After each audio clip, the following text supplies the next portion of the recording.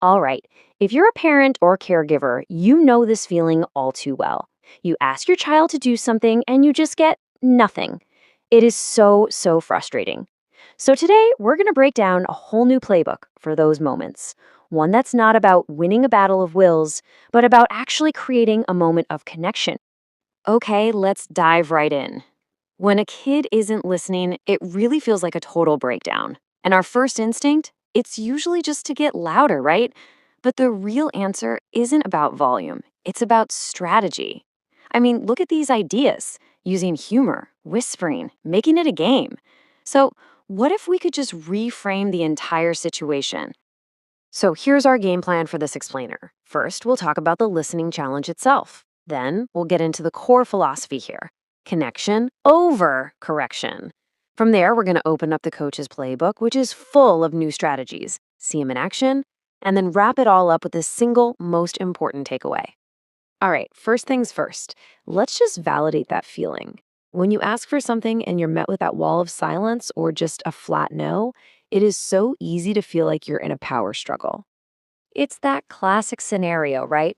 You feel like you're a director, just shouting commands from the sidelines, and your little actor has decided to completely go off script. But what if you weren't the director? What if, instead, you were the coach? And that question, well, it brings us right to the single biggest mindset shift in this entire playbook. The goal isn't to win a fight, it's to build a team. And you can see that difference so clearly here. On one side, you have the director, focused on commands and just getting compliance.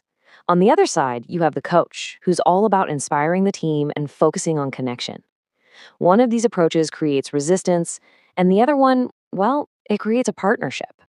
And this quote just nails it. Obedience is really about power, but cooperation, that's about relationship.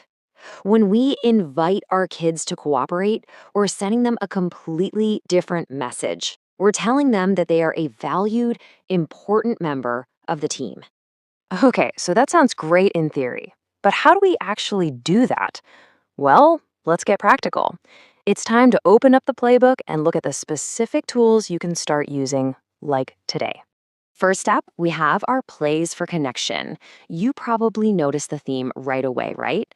They are all about bringing some fun, some surprise, and a little imagination into a request.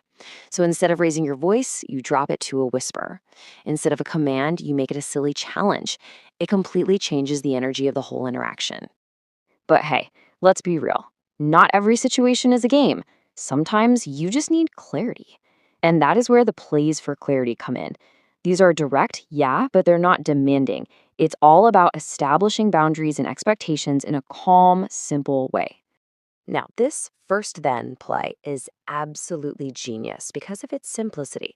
For a coach, it's just basic. First, we run drills, then we scrimmage. See? It's not a threat, it's just the order of events. For a child, it creates a predictable, logical sequence. It says, I hear you, and we'll get to the fun thing right after we do this. Okay, theory is great, but let's see how these plays actually work out in the real world with situations you probably deal with every single day. Ah, yes, the timeless, epic battle against the explosion of toys, books, and clothes all over the floor. A true classic moment of parental frustration. Sound familiar to anyone? Yep, that's the director's approach. It is full of frustration and accusation, and it immediately puts the child on the defensive. And the result is almost always a stalemate. But what happens if we pull a totally different play from our new playbook? Let's try one of those plays that invites cooperation by using a little bit of imagination. See the difference there? All of a sudden, it's not a chore, it's a mission. You're not a frustrated director anymore. You are the mission commander. You've just transformed a conflict into a fun, collaborative game. All right, let's try another one. The clock is ticking, everyone needs to get out the door, and of course, little feet are moving at a glacial pace. The pressure is on. And here we go again, pure command mode. It's born from our own stress, and all it does is pass that stress directly onto our kid, which, usually just leads to them digging their heels in even more. So let's swap that command for a better play. And in this case, we've got two fantastic options from the playbook. One that uses playfulness and one that uses simple clarity.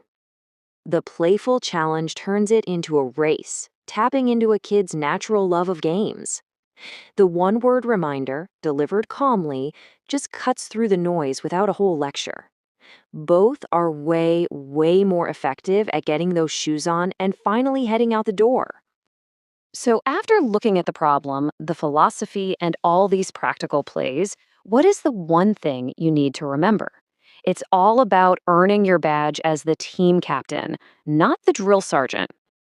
This is it, right here. If you take absolutely nothing else away from this, let it be this. When you lead with connection, cooperation just kind of follows naturally. Control is temporary, connection is what lasts. So here's your action plan. It's super simple. Number one, the next time you feel that frustration rising, just pause and reframe the situation. This isn't a battle, it's a chance to connect. Two, don't try to do everything at once. Just pick one play. Maybe it's whispering, maybe it's the one word reminder. And finally, number three, use it. The very next time you need to ask for something, just give it a shot. And that leaves us with a final question, really. Think about your day, your routines, your own specific challenges. Which one of these tools feels like the right fit for your team? Because you know what? The best play is always the one you're actually willing to put into practice.